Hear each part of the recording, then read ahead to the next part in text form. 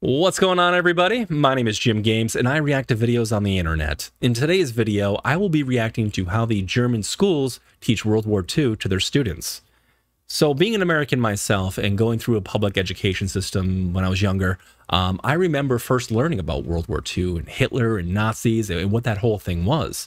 And while it made me very sick to my stomach and it was disturbing and it was, it was just gross, it also, we had something else pounded into our head at the same time. And that was that you are an American. You are number one. You are the best. You're the good guy. You have the most money, the best military. We're the ones who get stuff done.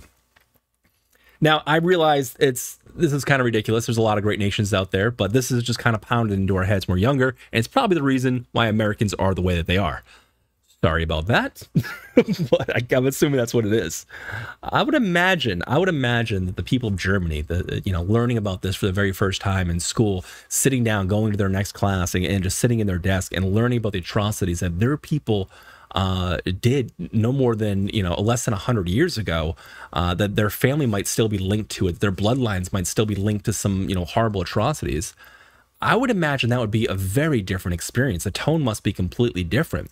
In America, we're taught that, hey, we saved everybody. And, if America didn't come in, the whole thing, everybody would be speaking German right now. I don't know if that's true or not. Who knows? There's an argument for either side. But I would imagine learning about that for the first time and learning that you are a part of these sort of things. And I don't mean a part like you did it. I mean like your bloodline or your relatives may have done some pretty horrible things. And I mean like great-grandparents, and there's probably very few of them even alive today. But there definitely are some, but I would imagine that that class and learning about it, it must have been hard. It must have hit you like a rock, realizing that your people were responsible for some of these horrible atrocities. And I've had the pleasure of talking to a lot of Germans through a different reaction than I've done. And I asked the people, I said, well, do you have pride in Germany? Are you prideful of your country? And it was kind of a back and forth between me and a lot of the commenters. And it seems like they are proud to be from Germany, but there's definitely some underlying guilt. Now, let's talk about just America, all right? Let's put this on the table, because there's zero judgment coming from me. Nobody's hands are clean in any of these historical videos, all right? Think slavery, think the Trail of Tears, think drone strikes. America, we got some issues as well, all right? Even to this day, we do atrocities. And I felt kind of bad for the German people, because I'm like, oh, these people can't really be prideful of their country and proud of where they're from. Not everybody, but some of them couldn't. And I thought to myself, well, I'm still proud to be an American. I love all things America. I love fire and monster trucks and guns and all that stuff for the most part. And I felt bad for these Germans that weren't able to have such a deep-seated pride in their country because of the conversation surrounding that. So I'm interested to figure out, how do Germans first learn about World War II and Hitler and about this stuff? How is it taught to them? Is it a delicate process? Is it just like they drop a book in your lap and say, read this and we'll talk after? Hopefully this video kind of explains some of that today. But more importantly, what I'm trying to do here is just go through the comments and read people's actual experiences with learning about World War II for the first time and being from Germany, and what that meant to them. What was the tone of the classroom? What was the tone of your peers and your teacher, your parents, or whoever told you about this? I'm very curious to know. And I'm also very curious to know as to how that made you feel and how you feel now. There's absolutely no wrong answers. This is literally just so I have a better understanding of what it's like to grow up in Germany. If you're new around here, please consider liking and subscribing. I would greatly appreciate it. Let's switch screens and let's get right on into this video. All right, how do German schools teach about World War II? Here we go. After World War II, the German state was utterly destroyed. It was split in 4 parts, and to top it all, coming face to face with the scale of the atrocities their government and armies committed through public events like the Nuremberg trials. This, in combination with the process of denazification, which can be seen as a large-scale rehabilitation program, and the regaining of independence, albeit as 2 states, helped the German people in the 50s to begin looking towards the future, burying the past. It was not just a lost war. That's interesting too, because it was helping the Germans in the 50s. World War II ended in what, 1945, right? So I mean, there's this weird 5-year point. So it seems like the Germans at this point, 1945 to 1950, they kind of want to just forget about it and just move on towards it and figure out where they're going to go from there. That must have been a strange 5 years for Germany's history and culture. I can only imagine what it would have been to be a German in 1950. You know what I mean? That must be crazy. Which people can accept while still feeling proud about their deeds during it, as perhaps the French used to view Napoleon's efforts, which ended in defeat, or Austria's defeats in the 7 Years' War. Rather, in this case, the sensation after the war seems to have been similar to a person regaining their senses after having committed acts of violence under the influence, akin to a crowd cheering for a football team or other such instances of mob mentality, which all humans are susceptible. That's something there too that I think needs to take great note from all of this. Is a lot of this is mob mentality. A lot of this is, you know, it's like cheering on the football team or cheering on the soccer team. And oh wait, you call them football. Well, I'll stick with football. Cheering on the football team, and then like there's a big win, and then like right after, the crowd of people comes out and they flip cars and light stuff on fire or whatever. That's mob mentality. That's people just seeing other people doing things, thinking it's okay, and following along. And like the announcer was just saying here, we're all susceptible to that at any given point, at any given time. Let's continue.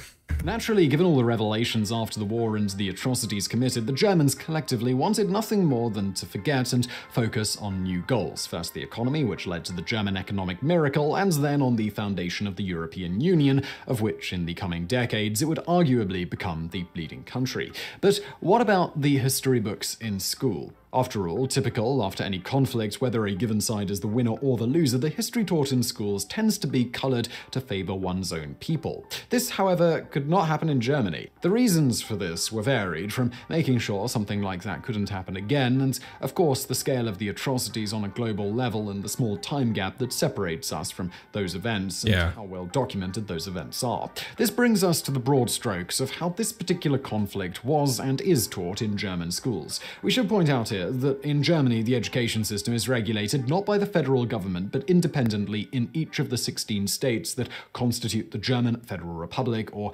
BRD. So the way history is taught, although generally falling within the same lines, can vary a lot from region to region. For example, the choice of literature used in the various classes differs greatly, not only from year to year, but also from federal state to federal state. Now he's saying it differentiates greatly. I wonder how greatly, if they're taught completely different things or anything. It seems like it's all kind of the same vein, but maybe it's just different techniques and different styles. That's what seems to be happening here. That caveat out of the way, the study of the war period and how this is viewed in German schools can be generally divided into 4 parts. The first, the Weimar Republic. The Weimar Republic, at least its beginnings, are generally viewed positively. It is seen as a first decent effort towards democratization, despite the problems that it faced in the aftermath of World War I. The various problems culminating in the economic crisis of the late 20s and the subsequent rise of the Nazi regime are dealt with in detail, emphasizing the mistakes that would lead to the fall of the democratic system. One would say that the Weimar Republic, despite the brevity of its existence, is viewed with a certain nostalgic sentiment, accompanied by the looming threat of what was to come. And that is not just the war, but the Nazis themselves and their ideology. Nazi ideology and atrocities.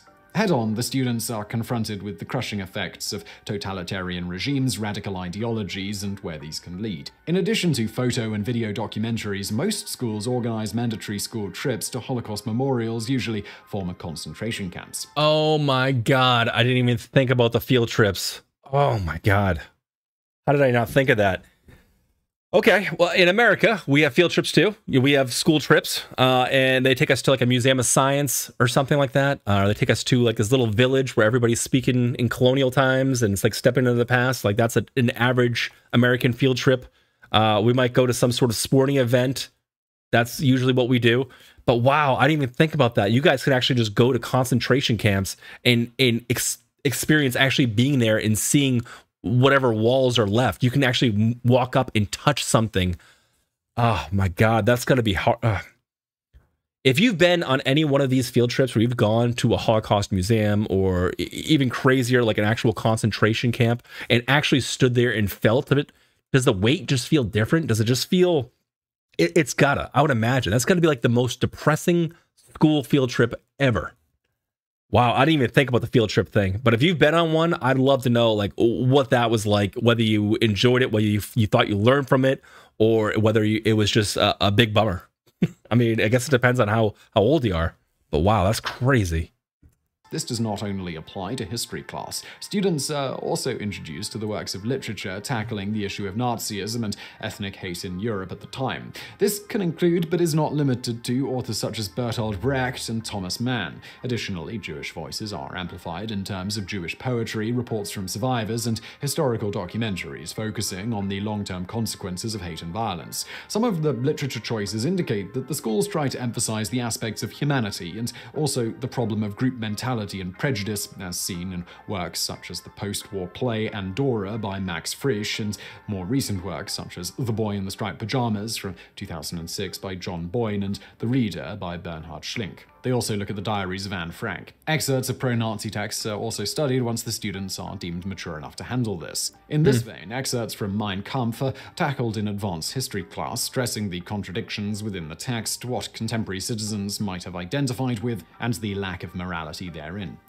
I think that's an interesting way of doing it, and I'm glad that it's done with advanced history classes, so everybody's old enough, they're adults probably at that point, or close to it. I think that's an interesting way to kind of tackle and approach something like this, looking at it from an analytical point of view and a philosophical point of view, looking at the morality surrounding all of this, what the average person must have felt, taking into consideration what mob mentality does to the human psyche, and then kind of finishing off with some of the contradictions that are clearly expressed in some of the text. I've never read Mein Kampf. I've never read the book, so I don't know. I'm assuming it's just filled with horrible stuff, so I've never wanted to read it. But I think that's a really smart way to kind of tackle a problem or an issue like this. Not saying that it is a problem or an issue or anything like that, but tackling and making sure something like this never happens again. I think that's a really smart way to do things. But, you know, the announcer here is saying to us that like they might be going a bit overboard and they're starting to kind of bleed off into other subjects, into literature and things like that. So I wonder if like it's not just history that's taught. It's not just, you know, Nazism and talking about Hitler and World War II is just not taught in history, but if it's also taught in other subjects as well. Because it seems like he might be saying they might be dwelling a little bit too much on this, or maybe it hinders some of their other education.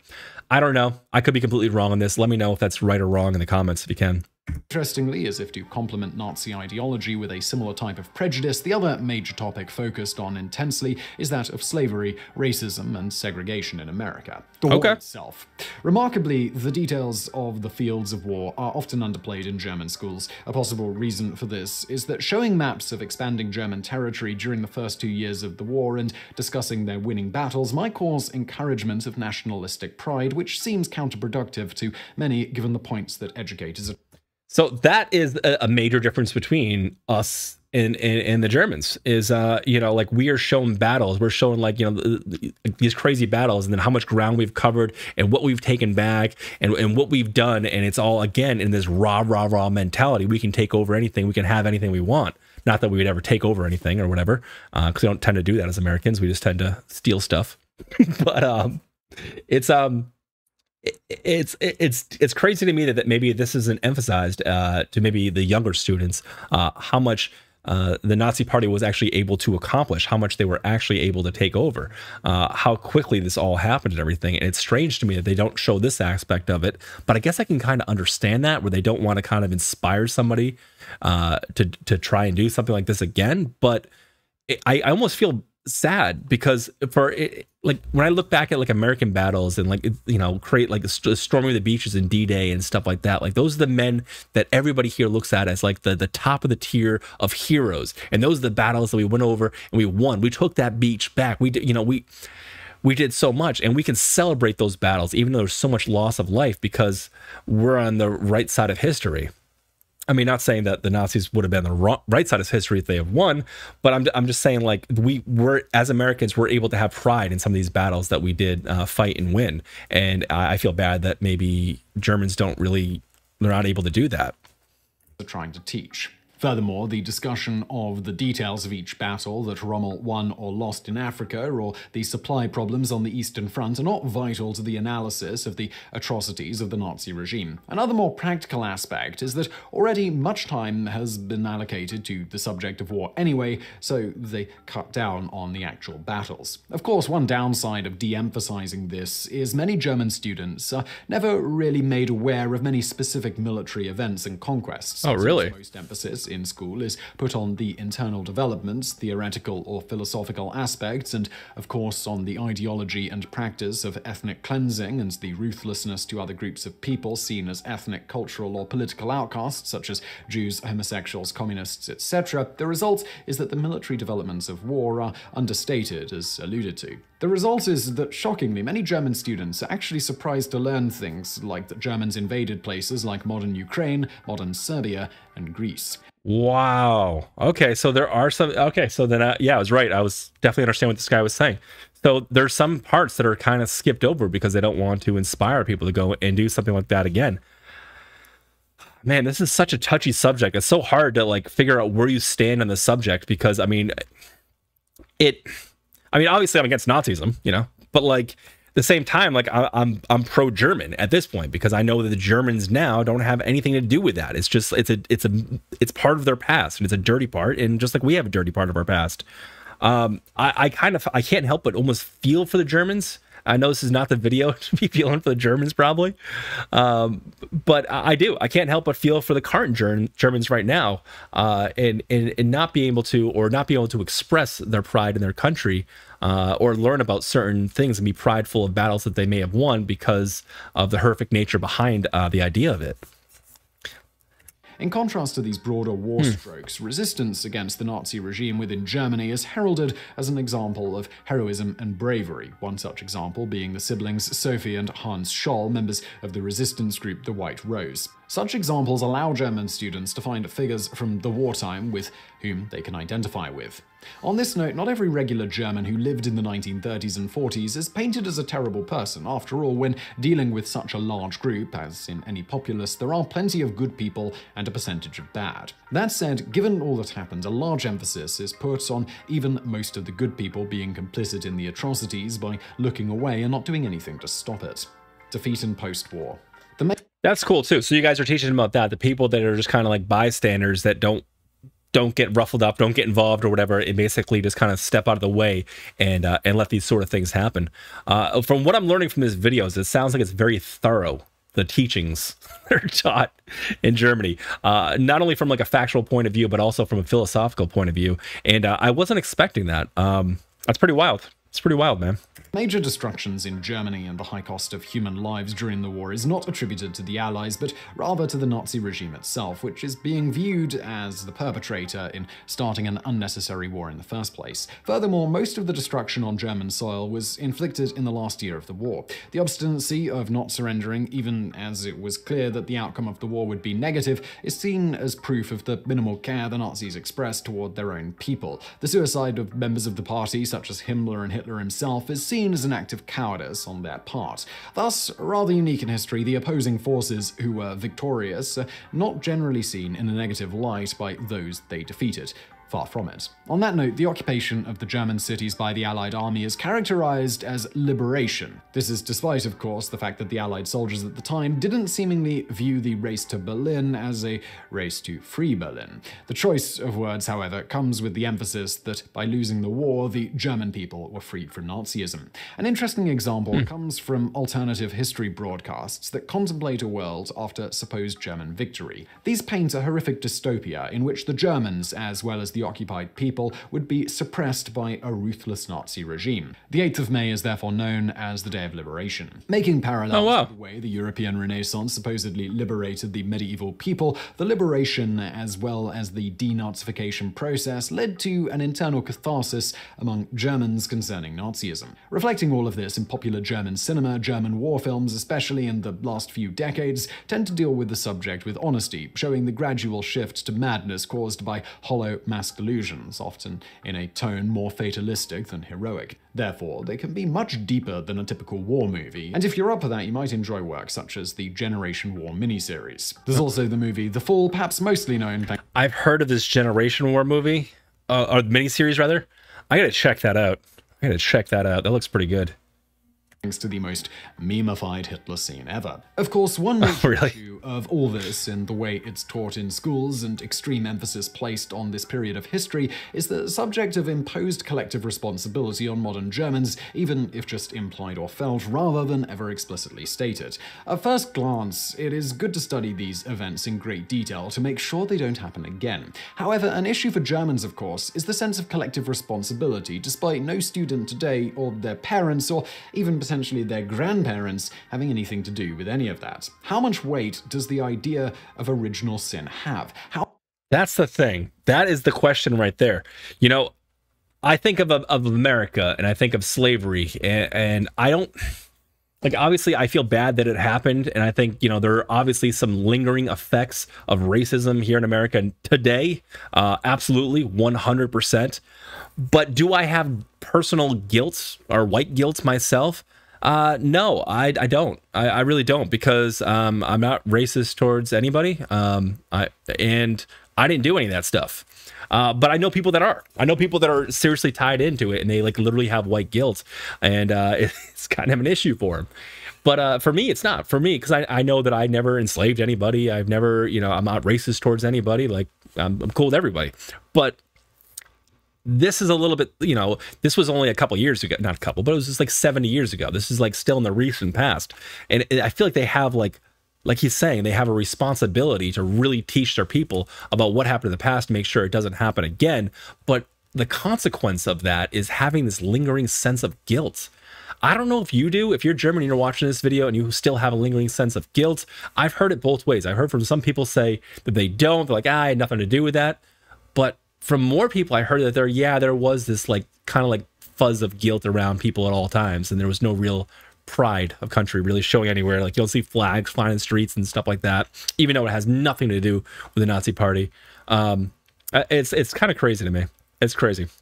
How is a person born in the 2000s responsible for the Nazi atrocities? That's the thing. It is still heavily frowned upon to display the modern-day German flag, despite officially and explicitly not being a Nazi symbol. On a similar note, a nationalistic display such as pledging allegiance to the flag during class every morning would have the worst possible connotations in Germany. We do not do that. We do not do that. Look at these kids. They're given like the salute thing. Now, I'll tell you what happens. In America, like when you're young and you're in grade school, you sing the national anthem or the Pledge of Allegiance, and you have your hand over your heart, and you do it. If you're a Boy Scout, you can do that. That's how you know if you're cool. But usually it's just over your heart. Never once have I ever seen anybody salute a flag like that here in America. Never once. And it's a black and white photo too, so this is probably from a while ago. Despite being common in places like the United States. That is not common. Furthermore, there is a high percentage of population with immigrant heritage. Just look at the German national football team. As you might expect from all of this, there is some concern that the German school systems may go too far with the seeming obsession with the Nazis and all the mistakes that they were making, instead of spending more time on broader history, as is more typical in other nations. Yeah. Whatever one's opinion on that, as an interesting little side note, the German denazification process was considered such a success that decades later Americans sought to apply a same methodology after occupying Iraq. Unsurprisingly, oh really? That was not exactly successful. So if you found that video interesting, if you did, please do hit that thumbs up button below. Don't forget to subscribe. Also, please do. Beautiful. So this video, the content it was coming from today, I found out. It's a fantastic YouTube channel. I've been following these guys for a while. They give you a lot of really coherent information in a very quick amount of time. And I'm just a big fan of what they do over there. And so big shout out to them. But yeah, I mean, the questions that I have, or, you know, or what I've learned from this video, rather, answered some of the questions that I do have, but it's a weird area. It's just a weird area to be in. Like, on one hand, you have a moral responsibility to be teaching your people about what your people did and how to not do that again. But on the other hand of that argument, there are some actual very severe consequences that are still alive and happening today. Like you said, if a kid born in, you know, the year 2020, you know, or sorry, like born in the year 2000, like he has no ties to Nazism, anything like that. It's just, it's family. How should that kid really feel bad about what happened in his past? I don't know. I feel bad because I feel like a couple of you guys out there do still have a lingering sense of guilt, and I kind of almost wish, no, not I kind of, I do wish you wouldn't. you know, because time heals all wounds. You guys are making you guys are doing the right thing and teaching this and instilling this in your kids. And I applaud that. I definitely applaud that. I mean, you definitely have a moral obligation to be doing something like this, but there are arguments for both ways. You know, I mean, unfortunately, some of the German kids are going to lose out on some of the broader educations of everything else when it's hyper focused on this one subject. But I don't know. I guess there's no right answer. I don't have an answer for it. I don't think anybody does. And that's probably the way, this is just the best system that they have. I want to talk about how you guys talk to your children about this. I don't know at what age this subject matter is introduced to children in Germany. I'd love to know. If you want to share with me, please post it down in the comments. But I guess it really comes down to how old you were when you found out, you know? Was it through school? Was it through your parents? How did it make you feel, you know? And whether you feel that you should have any lingering sense of guilt at this point in time, and whether you feel that you should be actually proud of your country or not. I personally, as an American right now, I believe you should. I think you should. I think you should be proud of the accomplishments, what you're doing for the environment over there, how just down to earth and cool your people are. There's a lot to be proud of in Germany. I mean, Germany fascinates me, you know, and I've never stepped foot in the soil. And it doesn't fascinate me from a World War II perspective, but it fascinates me from a perspective of, I'm just curious about the people that are over there now. What's happening? What's the world like for them right now?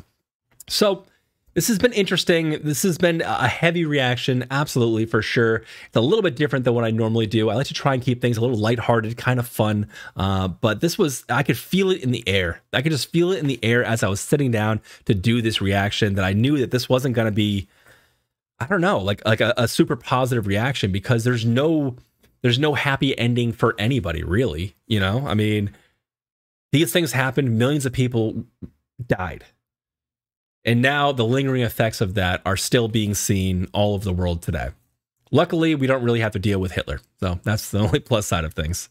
Guys, thanks for hanging out with me. Thanks for listening to my random musings and watching me learn about this. And thank you in advance for anybody that's going to answer any of the questions that I had throughout the entirety of this video. You guys are the real MVPs of all this. Thank you so much.